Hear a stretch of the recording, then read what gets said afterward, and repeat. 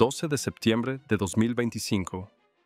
En el puerto petrolero de Primorsk, en la costa báltica, dos enormes buques de la flota Sombra esperaban silenciosamente alrededor de las 0:25 de la medianoche para transportar millones de barriles de petróleo.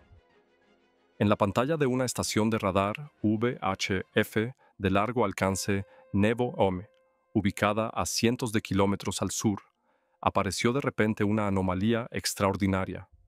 Había exactamente 70 señales inexplicables con baja sección transversal de radar en dirección al espacio aéreo ruso. Estas señales provenían de una distancia de 1000 kilómetros y podían transportar más de 3 toneladas de explosivos pesados. La verificación de datos del radar de vigilancia de área amplia 91 Norte 6 Este Big Bird provocó el sonido de las sirenas en el centro de mando de defensa aérea del Oblast de Leningrado. En una sala de planificación en Kiev, los fundamentos de esta operación se habían establecido meses antes. Sin embargo, el alcance de 1000 kilómetros también trajo consigo sus propios desafíos.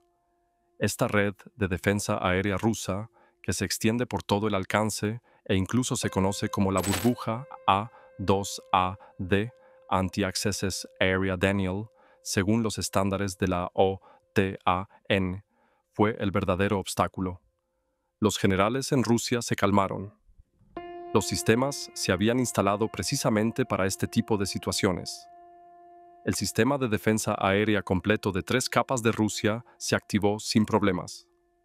Los radares de participación 92 N6E Gravestone de las baterías S-400 se bloquearon individualmente en objetivos cerca de San Petersburgo.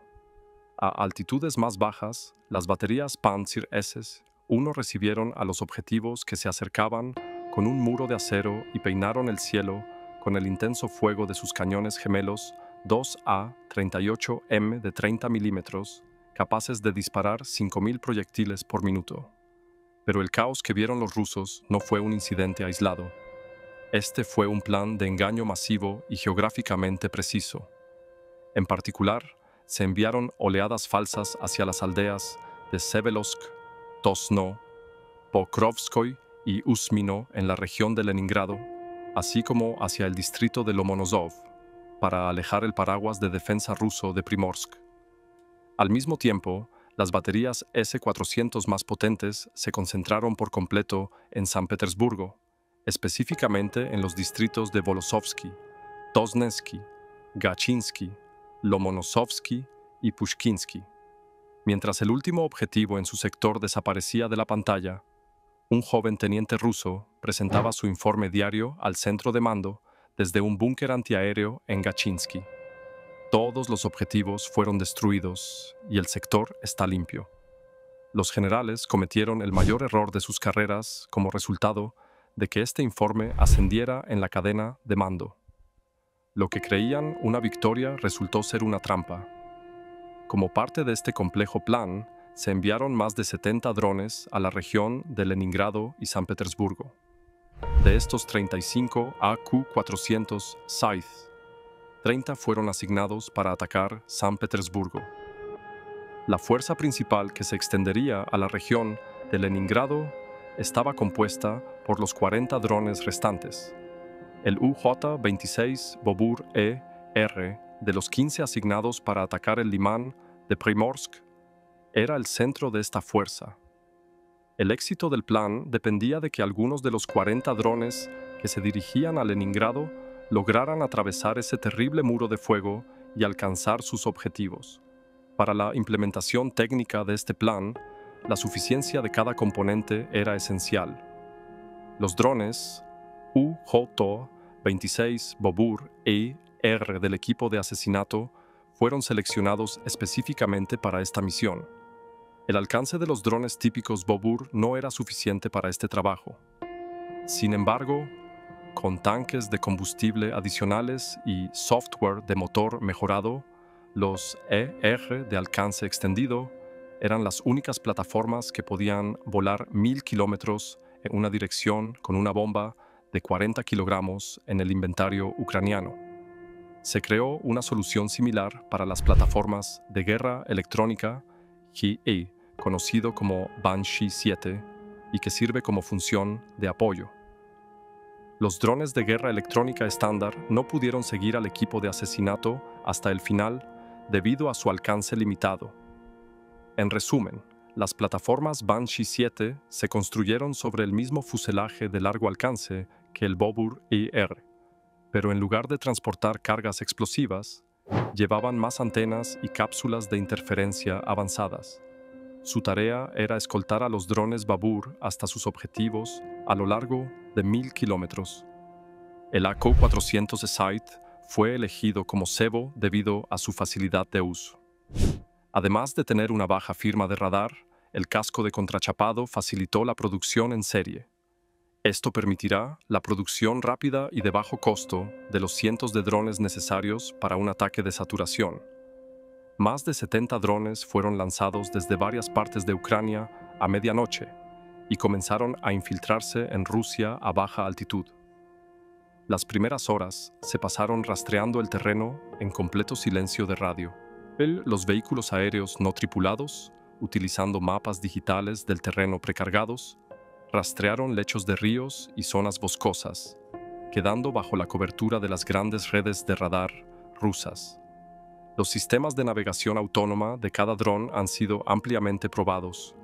Debido a problemas técnicos o colisiones contra el suelo, se perdieron varios drones durante este desafiante vuelo.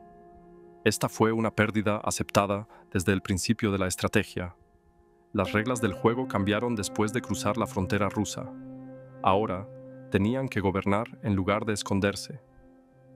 El sistema de defensa aérea ruso se despertó y respondió como predijo Ucrania.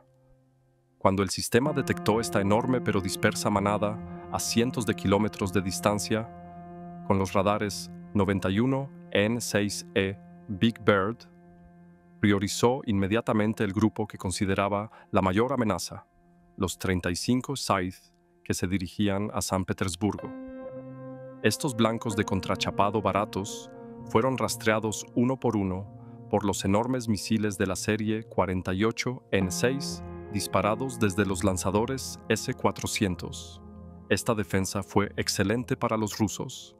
Para los ucranianos, el primer sacrificio de peón en el tablero de ajedrez fue el primero. Los 40 drones dispersos por la zona rural de la región de Leningrado comenzaron un juego mortal del gato y el ratón con los sistemas Buk y Pantsir. Una batería Pantsir S-1 cerca de Volosovsky apuntó a un UK-26 Bobur, que volaba a baja altitud. El objetivo fue rastreado perfectamente por el radar de seguimiento 1RS2-1E del Pantsir. La pantalla de control de incendios mostró todos los datos de telemetría del objetivo al operador ruso. Sin embargo, en su propia pantalla, el operador ucraniano también podía ver la señal del radar fijada en Bobur, porque un Banshee 7 vecino ya había contraatacado, así que mantuvo la calma. Tan pronto como Banshee reconoció la frecuencia de la banda X de Pantsir, la pantalla se volvió completamente blanca y envió una fuerte señal de interferencia en la misma frecuencia. La cerradura estaba rota. El operador recurrió a disparar 2 cañones a 38M de 30 milímetros, pero Babur ya había escapado del fuego y se había mezclado con la noche. Esa noche, la misma situación se repitió varias veces. Los rusos tenían muchas armas y eran tercos. Lograron derribar 33 drones en medio de una tormenta de metal y fuego hacia el corazón de Leningrado. Habían destruido a todos los que se dirigían al corazón de San Petersburgo. Pero para Ucrania, esta fue una derrota predeterminada. Cada dron que caía creaba una brecha que permitía que otro se infiltrara por detrás, porque mientras el teniente presentaba su informe, un equipo de asesinos compuesto por solo 7 drones, U-26 Bobur ER especialmente modificados, había atravesado la línea principal de defensa desde el punto ciego creado por todo el fuego y el ruido. Pronto, estos 7 drones, cada uno llevando una carga perforante de 40 kilogramos, lanzarían bisturíes quirúrgicos al centro económico de Rusia. Los generales rusos se perderían toda la escena porque solo se concentrarían en una pequeña parte del enorme lienzo que se les mostraba. 4.45. La batería Pantsir del Limán de Primorsk fue tomada por sorpresa cuando 7 pequeñas señales brillaron en su pantalla y se acercaron rápidamente. Disparó con miedo y 57 misiles E-6 fueron lanzados desde los lanzadores, pero los objetivos estaban demasiado cerca, eran demasiado rápidos y estaban demasiado bajos. Después de una última maniobra sobre el puerto, los 7 drones, Bobur, se dividieron en 2 grupos, 3 de los cuales se dirigieron a la estación de bombeo ubicado en el centro del puerto. 1 de cada 3 fue interceptado en el aire por misiles Pantsir, a solo unos cientos de metros de su objetivo. Pero esa noche fue el último respiro que tomaron los rusos. Los 2 drones Bobur restantes se sumergieron para completar sus misiones. El primer dron impactó el edificio principal de control de la estación con una bomba termobárica TBG-7 Todo el oxígeno en el espacio cerrado fue consumido por la explosión, lo que generó una enorme onda de presión que hizo que las paredes del edificio se desplomaran hacia afuera. El segundo dron cayó en el colector principal del oleoducto unos segundos después. Las arterias vitales del puerto se cortaron debido a la explosión. Los 4 drones Bobur restantes atacaron simultáneamente a los 2 petroleros que esperaban en el muelle. El capitán Lobov era el objetivo de los 2 primeros. Cuando el primer dron que transportaba un explosivo tipo KZ-6 chocó justo debajo del puente, todos los sistemas electrónicos del barco quedaron destruidos. Se produjo un gran incendio cuando el segundo dron chocó contra uno de los grandes tanques de carga llenos de aceite. Sergei Gorshkov era el objetivo de los otros 2 drones Bobur. Los golpes eran casi idénticos. Mientras uno iba tras los colectores de carga, el otro iba tras la sala de máquinas del barco.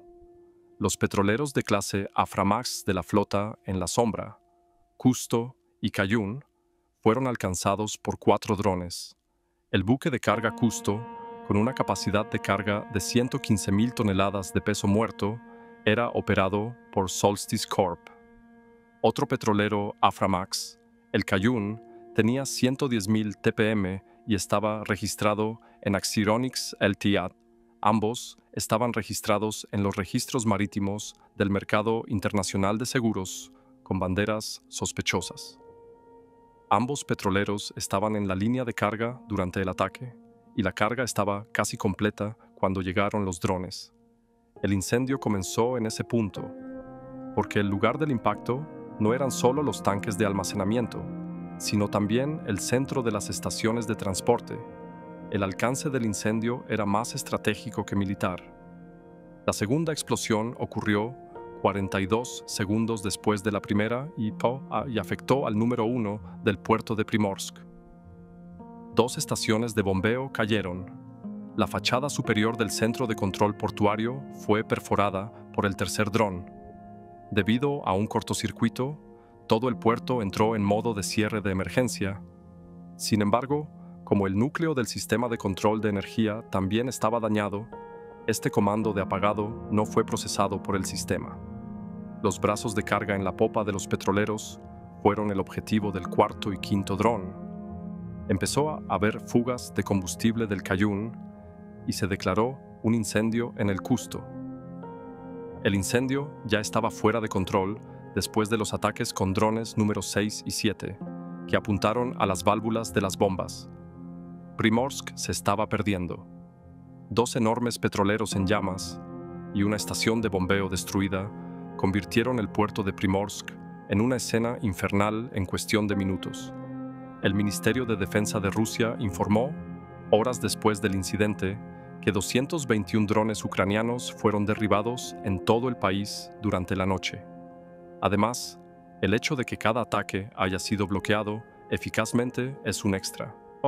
Sin embargo, estas cifras eran insignificantes en comparación con las fotografías satelitales que revelaron miles de millones de dólares en daños en Primorsk. Los objetivos no fueron elegidos al azar. Aproximadamente el 20% de los envíos de petróleo de Rusia por mar provenían solo de Primorsk. Los petroleros de clase Aframax previstos eran componentes clave de la flota sombra, utilizada para eludir las sanciones. Cada petrolero podía transportar aproximadamente 700.000 barriles de petróleo. El puerto de Primorsk permite la exportación de petróleo por valor de 15.000 millones de dólares cada año. Primorsk es el punto de entrada para la exportación de petróleo a granel de flotas en la sombra extranjeras, que son difíciles de rastrear y aún más difíciles de regular. Además, el cierre de esta puerta afecta directamente al Fondo de Guerra de Rusia. Una pérdida de aproximadamente 70 a 80 millones de dólares al día equivale a transportar un promedio de 1 millón de barriles de petróleo al día. El aeropuerto de Púlkovo, en San Petersburgo, activó en ese momento el plan de protección. 11 aviones fueron desviados a diferentes aeropuertos. La entrada simultánea de un gran número de drones en el espacio aéreo esa mañana puso el control del tráfico aéreo civil-militar en modo de emergencia. Las operaciones se detuvieron de inmediato cuando se activó el reflejo de seguridad de la perspectiva del radar y la torre. Las instituciones estatales rusas también obtuvieron información del operador del aeropuerto y de la administración de la región de Leningrado. Un dron derribado explotó en las afueras de Leningrado. Sus restos cayeron fuera de las zonas residenciales y se formó una pantalla dispersa sobre San Petersburgo. Mientras la ola que venía del horizonte marino se bloqueaba en la terminal, todo esto ayudó al operador a mantener su concentración hacia arriba. Técnicamente hablando, este vuelo logró 3 objetivos para el concepto de drones de largo alcance de Ucrania. Inicialmente no se tenían en cuenta los errores de cálculo de alcance. El análisis de los tipos de ataque de los drones reveló que 2 clases diferentes están en funcionamiento. El objetivo de estos drones era engañar a los radares rusos. Solo unos pocos objetivos de alta tecnología pudieron ser interceptados por sistemas rusos ajustados en consecuencia. La estrategia de rebaño de Ucrania, impulsada por la saturación de objetivos, suprimió el proceso de toma de decisiones del sistema. En lugar de cegar completamente los radares, las armas de guerra electrónica, GE, como el Banshee 7, lograron confundirlos con tantas señuelos y interferencias que los operadores rusos no pudieron distinguir la amenaza real. Los componentes de drones incautados en la región de San Petersburgo contenían restos de este tipo de sistemas. Los componentes descubiertos en Pokrovsko y Usmino sugerían que se trataba de portadores equipados con software de navegación. Esto significaba que Ucrania volaba tanto para atacar como para engañar. Además, el punto golpeado se hizo indetectable gracias a este truco. La verificación llegó cuando las fotos del incendio se volvieron virales en las redes sociales. La declaración oficial posterior no tuvo más remedio que aceptar el ataque, ya que el incendio era incontrolable, y una mañana en la que funcionó con la máxima eficiencia. Como se mencionó anteriormente, el ataque no fue previsto por el mando ruso. Se creía que Donbass-Morsk era un puerto muy fuerte, profundo y bien defendido, a pesar de la presencia de formaciones como el cuartel general de la Flota Báltica, la Segunda División Motorizada Independiente y el Sexto Ejército de Armas Combinadas en Leningrado. Había una falta de defensa. La mayoría de estas unidades miraban hacia el oeste en posición defensiva. En otras palabras, se enfocaban más en lo externo que en lo interno. Esto se debió a que el cuerpo de oficiales rusos no estaba preparado para esta situación. El centro de mando y control de la línea Gachina-Pushkin-Agalatovo, la base naval en Kronstadt, las unidades de artillería y cohetes y las redes de defensa aérea que rodean Lomonosov. Durante 3 años, toda la red ha estado operando bajo un modelo de amenaza estándar, con procesos que siguen un patrón ubicado en el sureste de Rusia. Según este escenario, un ataque con drones lo suficientemente profundo como para cerrar el puerto en la costa báltica no parecía probable. Se produjeron pequeños retrasos debido al momento del cambio de turno y al aumento simultáneo de las franjas costeras. La combinación de estos elementos creó una ventana de oportunidad crítica para la penetración alrededor de la terminal. La verdadera sorpresa fue la expectativa de que el foco principal de las potencias circundantes serían los oficiales rusos, en lugar de los ejes circundantes. Sin embargo, el entorno solo obstruyó la vista, ya que el golpe impactó directamente a la víctima. En otras palabras, el ejército ucraniano tuvo éxito porque recopiló la inteligencia adecuada y eligió el momento oportuno. El ataque desde el exterior entró en el edificio y prendió fuego a todo lo que había dentro. Sobre el papel, Rusia tiene un fuerte paraguas de defensa regional. Sin embargo, en la práctica, la dispersión coordinada de señuelos y el horizonte marino a baja altitud pueden provocar fallos en ventanas cortas. Así era la situación la mañana del 12 de septiembre. Los radares estaban funcionando. Aunque las líneas dieron los resultados esperados, la instalación no fue lo suficientemente robusta como para impedir que drones de bajo perfil entraran en la terminal. Para cerrar la ventana de intersección frontal, es necesario volar bajo, pasar por encima del horizonte marino y pasar por delante de las antenas fijas. Incluso sistemas de alto nivel como el S-400 se ven obligados a competir contra el tiempo debido a esta geometría. Cuando su radar detecta el objetivo, este ya está casi encima de usted. Además, si el cálculo se retrasaba, la baja altitud de Bover significaba que incluso los radares 91 N6E Big Bird más potentes solo podrían detectarlos por un tiempo muy corto en el último momento debido a la curvatura de la Tierra. La precaptura no pudo cerrarse en este corto tiempo. Decenas de informes de destrucción de imágenes aéreas solo llevaron a ciclos de sirenas por zonas en Púlkovo y a decisiones de cierre temporal sobre San Petersburgo. El resultado fue mucho más que un incendio de unas pocas horas.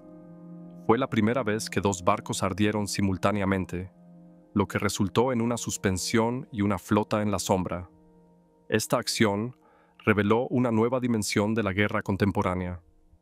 Los que tenían las armas más caras ya no eran los únicos que ganaban guerras. También lograban la victoria aquellos que usaban sus armas con valentía y estrategia.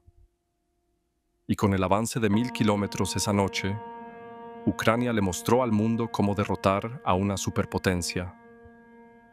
Este ataque profundo de 1000 kilómetros contra Primorsk demostró cómo los drones baratos pero inteligentes pueden eludir una defensa costosa y en capas.